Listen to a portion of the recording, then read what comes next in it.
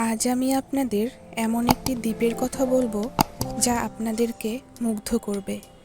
দ্বীপটির নাম কোটিসারি দ্বীপ। ফিনল্যান্ডের ক্ষুদ্রতম দ্বীপগুলির মধ্যে এটি একটি।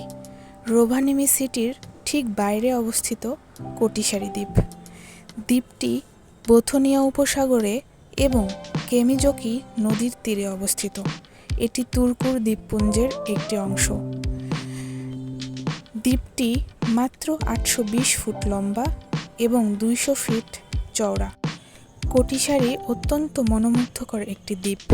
এর ইতিহাস ও সংস্কৃতি অত্যন্ত সমৃদ্ধশালী। দ্বীপটি 1000-এরও বেশি সময় ধরে একটি গুরুত্বপূর্ণ বাণিজ্যিক কেন্দ্র হিসেবে ব্যবহৃত হয়ে আসছে। এটি কাঠুরিদের কেন্দ্রস্থল হিসেবে ব্যবহৃত হতো।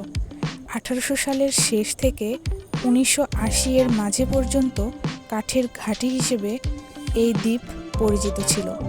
বর্তমানে কোটিসারি একটি জনপ্রিয় পর্যটক কেন্দ্র, যেখানে অনেক লোক দ্বীপের প্রাকৃতিক সৌন্দর্য এবং শান্ত পরিবেশ উপভোগ করতে আসে। এই দ্বীপে এখন আর কেউ বাস করে না। প্রতি বছর প্রায় 500 জন শরণার্থী এই দ্বীপ পরিদর্শন করতে আসে। এই দ্বীপের একটি প্রধান বিশেষত্ব হচ্ছে 4 ঋতুতে এই কোটিসারি দ্বীপ 4 ধরনের বর্ণ ধারণ করে। গ্রীষ্ম, শীত, শরৎ ও বসন্ত, এই 4 ঋতুতে দ্বীপটির সাজসজ্জায় পরিবর্তন আসে।